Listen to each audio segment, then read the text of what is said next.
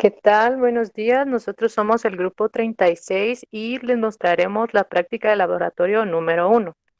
En el primer experimento, que son los factores que influyen en la difusión de una molécula en solución, en este caso temperatura, vamos a requerir de un colorante, dos vasos transparentes, ya sea de vidrio o de plástico, agua a temperatura ambiente y agua caliente. El primer paso será agregar el agua a cada vaso hasta la mitad de su volumen, es decir, tendremos un vaso con agua caliente y otro con agua a temperatura ambiente. Continuaremos agregando el colorante a cada vaso. Observamos que en cada uno de los vasos el tiempo que tardan en mezclarse el colorante, el agua es diferente. Uno es más rápido que el otro. El colorante se mezcla con el agua. Este fenómeno se debe al movimiento aleatorio de las moléculas y se denomina fusión. En el caso del vaso con agua caliente, el colorante se mezcla rápidamente gracias a las corrientes de convección. Esto significa, a mayor temperatura, mayor será la velocidad de difusión. Por eso en el vaso con agua a temperatura ambiente, el proceso es más tardado. A continuación, se nos presentan algunas preguntas que dicen: ¿en cuál experimento difundirá más rápido el colorante y por qué? Se difundirá más rápido en el agua caliente porque al aumentar la temperatura en el agua, la velocidad de la difusión aumenta. La siguiente dice: ¿es posible saber la velocidad de difusión del colorante? Sí. Esto es debido a que si se toma el tiempo en el que el colorante se mezcla con el agua, sabremos que el que contiene agua caliente será más rápido. ¿Cómo lo obtendrías? Se podría obtener sabiendo la cantidad de moléculas que atraviesan un área determinada en una cantidad de tiempo estipulada. Muchas gracias.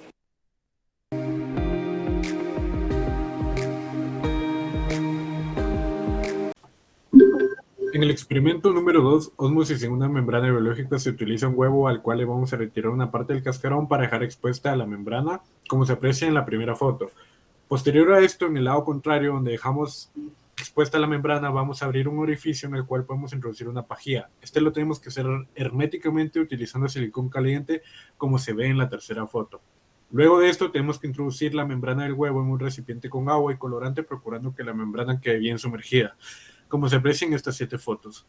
Luego de esto tenemos que dejarlo ahí durante 1 hora y tenemos que ir recopilando los cambios que surjan cada 10 minutos en el nivel del agua. Como podemos ver en la foto al inicio, el nivel del agua en el beaker era de 35 milímetros, luego de eso se ve como en la segunda foto bajó 1 milímetro y lo mismo pasó en los siguientes 20 minutos, en el que bajó 1 milímetro por cada 10 minutos.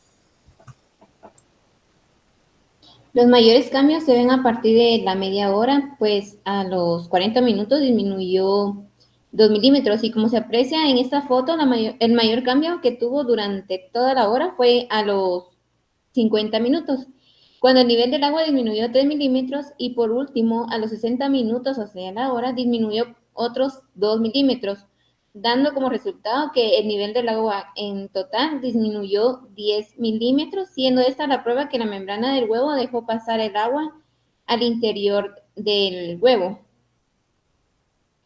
Como se ve en la última foto, el nivel del agua no subió en el popote, pues el silicón caliente había dejado una pequeña fuga por la cual se escapó el agua. Esto se evidencia en la última foto, en la que el cascarón se ve mojado por el agua que se fugó a través del silicón. La ósmosis es el movimiento del agua a través de la membrana semipermeable. En este caso, en el experimento realizado, la membrana semipermeable del huevo absorbió el agua contenida en el beaker debido a una diferencia de osmolaridad y concentración de solución a ambos lados de la membrana del huevo.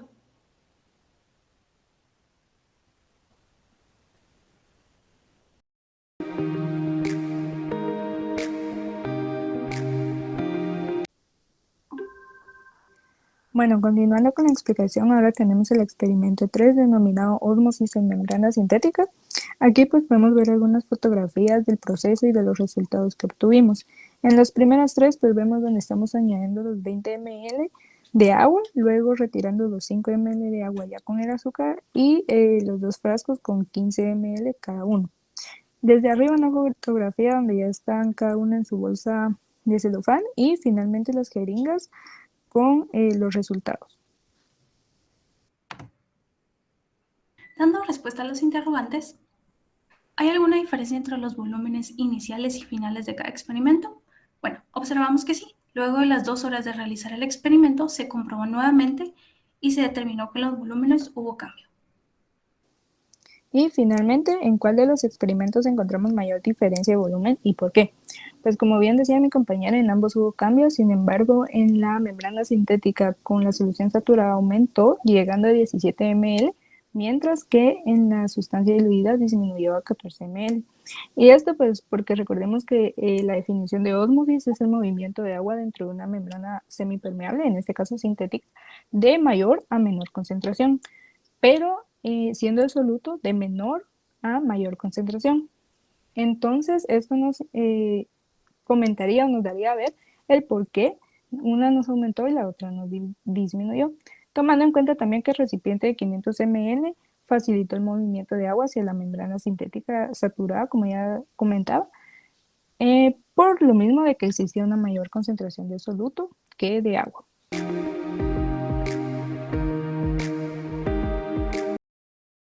Continuando con el experimento número 4, empezamos por definir qué es la difusión. Es un proceso de movimiento que ocurre en el seno del fluido como líquido y gases. Es evidente que todo ser biológico está compuesto por agua, siendo de vital importancia en todo el organismo.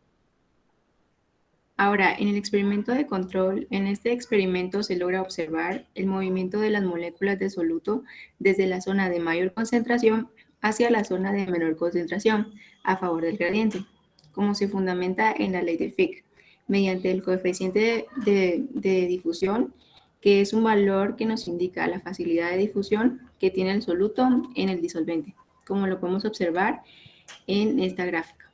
Continuando con la variable temperatura, el solvente de mayor temperatura puede influir en la difusión del soluto con la misma concentración. Mientras más alta sea la temperatura, mayor es la velocidad de difusión. Del mismo modo, al reducir la temperatura, se reduce la velocidad de difusión, como se observa en el cuadro, mediante la reducción de la energía por cada partícula. Ahora, en la segunda variable, el café tiene mayor viscosidad, lo cual hace que la difusión sea tardía, porque el soluto representa mayor resistencia en el solvente. También lo podemos comprobar en la gráfica y el resultado del coeficiente de difusión.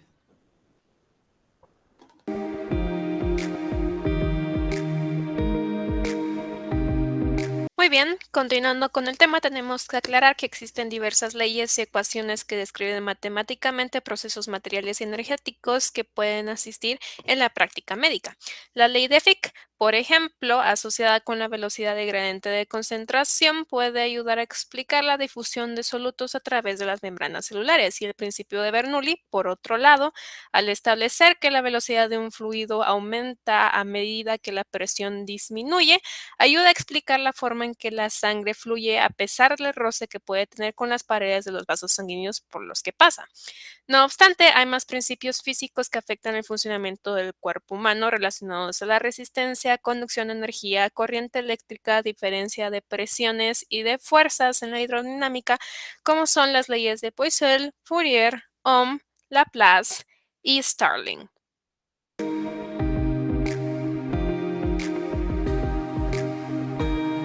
La conclusión del experimento 1 es, de acuerdo con lo que observamos en el experimento de colorantes, se mezcló más rápido en el vaso con agua caliente. Esto se debe a que las moléculas de agua poseen un movimiento aleatorio que aumenta con la temperatura. Por tanto, en el vaso que contiene el agua caliente, las moléculas se mueven con mayor velocidad que en el vaso con agua a temperatura ambiente. Si las moléculas se mueven con mayor velocidad, esto hará que los choques aumenten con las partículas que forman el colorante y se produce la difusión con mayor rapidez. Experimento número 2. Se comprobó el proceso de ósmosis a través de una membrana biológica por medio del paso del agua en la membrana del huevo. Esto se evidenció mediante el aumento del agua en el interior del huevo y la reducción del nivel del agua en el beaker. Conclusión, experimento 3. Mediante el experimento de membrana sintética pudimos observar y posteriormente analizar el proceso de ósmosis. Quedó demostrado que al dejar reposar ambas soluciones en 50 mililitros de agua, la solución diluida disminuyó, mientras que la saturada aumentó, cumpliendo de forma adecuada lo que la teoría indica. El gradiente de concentración se dirige de mayor a menor concentración de agua y de menor a mayor concentración de soluto, azúcar en nuestro caso. En el experimento número 4, concluimos que la facilidad y velocidad de difusión del café en el agua se ve afectada por la temperatura y la viscosidad que cada una de sus variantes posee, fundamentando en el coeficiente de difusión y relacionado con la ley de Fick. Gracias.